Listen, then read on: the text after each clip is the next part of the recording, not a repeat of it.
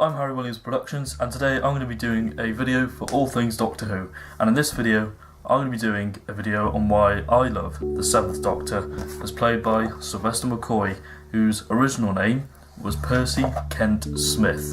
And for those of you who don't know, I am a huge fan of the Seventh Doctor. He is my second favourite Doctor, and I guess the reason for this is because of the fact that he is just, I think, very different from all the other Doctors, because he first started off as a bit of a clown, and then throughout season 25 and 26 he became more of this darker, more mysterious character, which was what Andrew Cartmel, who was the sort of producer slash, well, John Nathan Turner was the producer at the time, but he let Andrew Cartmel take over his role pretty much, and just let him go free with with the task of bringing in new writers, coming up with new ideas, and basically taking the Doctor in a new direction from his predecessor, which was, of course, or successor, sorry, which was Colin Baker. And my first story that I ever bought from his era, and the first story that I watched of him, was Remembrance of the Daleks, which I borrowed off a friend who had it on VHS tape, and I was just blown away by Sylvester McCoy's performance, the storytelling, the way it was produced, because the production team had spent an absolute load on this, a load of money on this story, and I was just so captivated by the Seventh Doctor, and it just made me want to check out more of his stories. And I'll just go through a few of the stories which I think are, stand out from his era. And this is my personal opinion.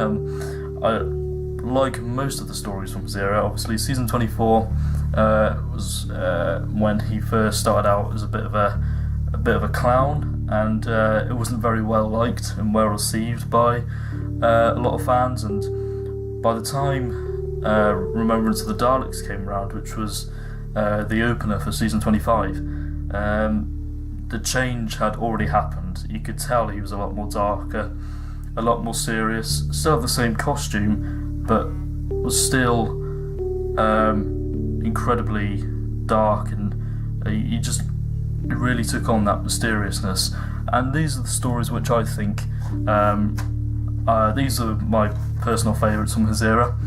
One of them is a bit controversial, because it's regarded as one of the most confusing Doctor Who stories of all time, but I like it for its production, and I think the story kind of makes sense, but we shall see when we get to that. So the first one I've got here is The Happiness Patrol, which is quite an interesting little Doctor Who story. It's about 3 parts long, and it basically looks into a place where everyone needs to be happy, and if not, I think you get killed or something like that. It's really bizarre, and the main villain of the piece right here, she's based off Margaret Thatcher, and they didn't really want to tell the fans at that time, but they sort of left them to figure it out if it was actually based off her, and you can just tell from the way she was written that is definitely Margaret Thatcher. And this is a great story as well.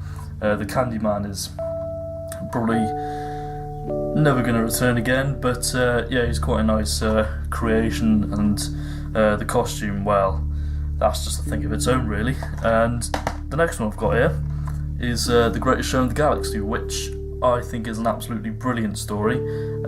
This nearly didn't happen because they had trouble, shooting troubles, and a lot of stuff went on behind the scenes, and it almost never happened, and thankfully it did, because it's the same, I was about to say it's the same person who wrote The Happiness Patrol, but, well, actually, is it?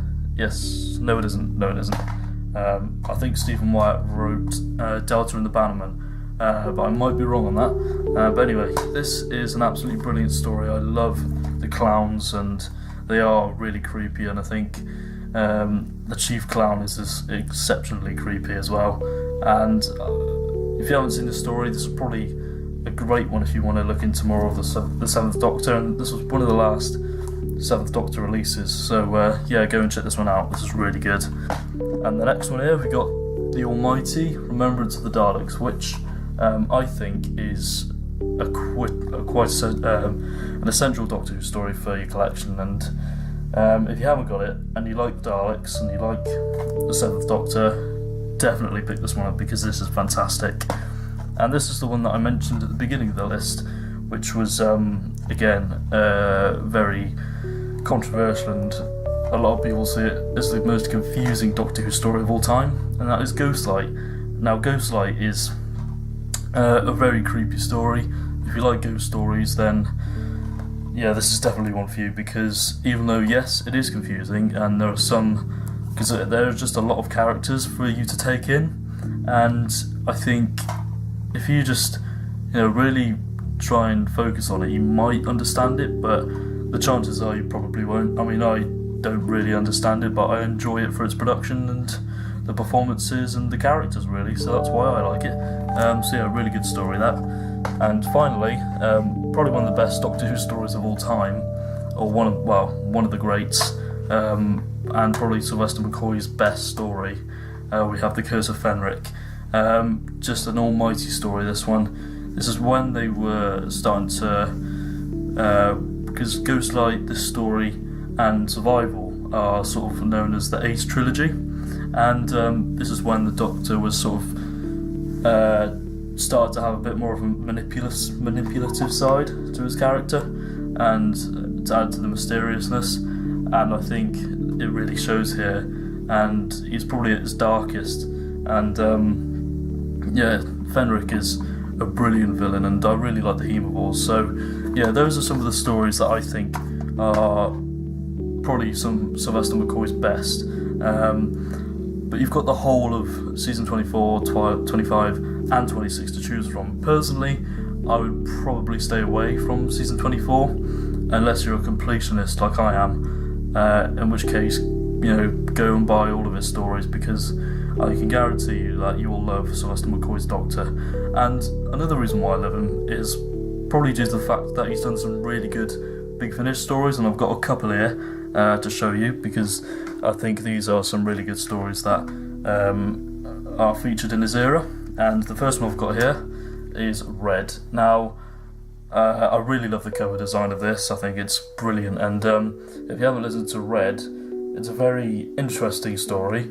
I won't say much about it, but yeah, because even though Mel is featured in this story, and she was featured a lot in season 24, and yeah, she's probably one of the most disliked companions, and but she's great in Big Finish, and I think they've done a really good job here with Mel, the character, and yeah, they work brilliantly together, and because they develop her a lot more, and yeah, Red is just a really good story, and I recommend you pick that up. And finally, this is another story that I think you should get if you like the Seventh Doctor, and this is Nightshade, which is a novel adaptation, which was part of the Virgin New Adventures range, and this is just fantastic. Probably one of my favourite Big Finish audios I've got. Just some really good writing, and it was written by, the original story was written by Mark Gatiss, and it's adapted by Kyle Sikora, I think that's how you pronounce it. Where is it? There we go. Yeah, I don't really know how you pronounce that writer's name, but yeah, basically the Doctor wants to retire, and Ace is like, why are you doing this? And he just wants to get away from all the terror, and he just wants to get on with his life, basically, and settle down for a bit. But then, yeah, it's just a really good story, and if you want to get into Big Finish, I think this is probably a pretty good jumping on point as well, because it also lets you, it'll also allow you to get into the novel adaptations as well, which are pretty good. And finally, I recommend that you read, if you want to read some proper adult Doctor Who, because Doctor Who fiction that was sort of released in the early 90s, the late 90s, was sort of aimed at adults, because a lot of the content featured in these books are pretty adult, and a lot of the themes that are sort of described in here are pretty adult as well. And if you're my age, I'm 20 years old, and if you want to get into some really dark Doctor Who, then these are brilliant, and they're just so addictive, I think, because I've read a few of them, and Bad Therapy in particular is a really good Doctor Who book, and I wouldn't really recommend it if you're young, because some of the content in here is very mature, and I don't think you'll appreciate it. Like, it's completely different from some of the 10th and 11th Doctor books you get nowadays, because it's just incredibly adult, and they write the 7th Doctor brilliantly, and some of the stories are just so gritty and dark, and I love that sort of stuff.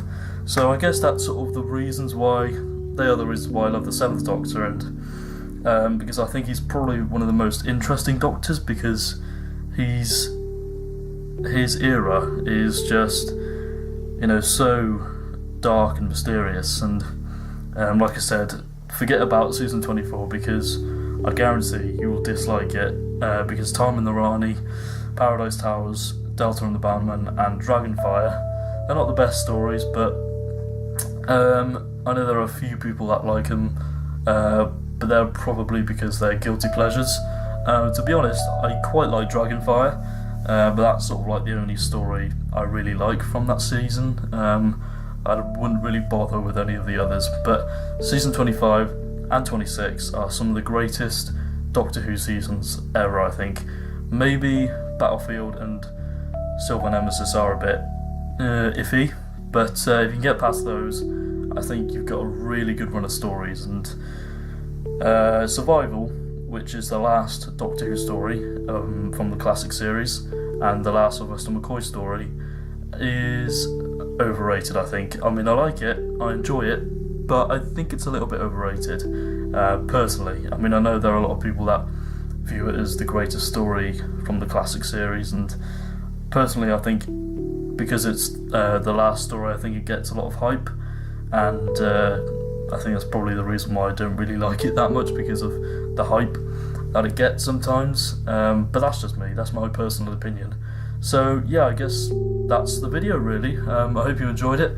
I've been Harry Williams Productions. Feel free to subscribe to my channel and check out more of All Things Doctor Who, because he does some great content, and does some really good collaborative videos, and that's it. So thank you very much for watching, and I hope you enjoyed it. So thank you, and thanks for having me. Goodbye.